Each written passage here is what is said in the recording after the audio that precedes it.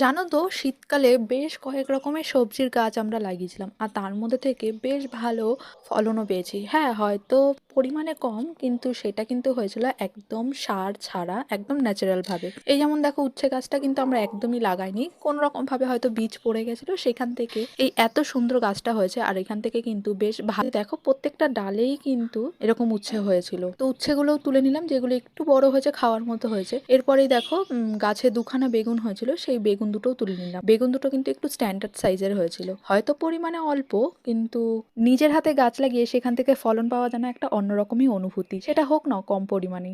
তো যাই হোক, বেগুনগুলোকে তুলে নিয়ে সোজা রান্নাঘরে চলে এসেছি। এনেই ফ্রিজ থেকে বের করে নিলাম মেথি শাকগুলো। মেথি শাকগুলোকে বেশ ভালো করে পরিষ্কার করে ধুয়ে নিয়েছি আর একটু ঝিরিঝিরি করে কেটে নিয়েছি। এবারে কড়াইয়ের মধ্যে বেশ কিছুটা সর্ষের তেল গরম করে নিচ্ছি। তেলটা গরম হয়ে গেলে ওর মধ্যে দিয়ে দিচ্ছি কেটে রাখা বেগুনগুলোকে।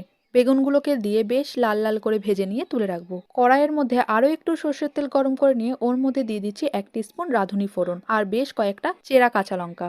বেশ একটু নাড়াচাড়া করে নেওয়ার পরেই এর মধ্যে দিয়ে দিচ্ছি কেটে রাখা মেথি শাকগুলোকে। দিয়ে 1 থেকে 2 মিনিট মতো একটু নেড়ে চেড়ে ওর মধ্যে দিয়ে দিচ্ছি স্বাদ মতো নুন আর 1 টিস্পুন হলুদ গুঁড়ো দিয়ে ভালো করে মিশিয়ে নিয়ে ঢেকে দেবো। এতে করে শাক থেকে বেশ অনেকটা পরিমাণেই জল বেরোবে আর শাকটা কিন্তু খুব ভালোভাবেই সেদ্ধ হয়ে যাবে। শাকটা থেকে বেশ অনেকটা পরিমাণেই জল বেরিয়েছে, এই জলটাকেই কিন্তু আমাদের পুরোপুরি শুকিয়ে নিলেই কিন্তু শাকটা সেদ্ধ হয়ে যাবে।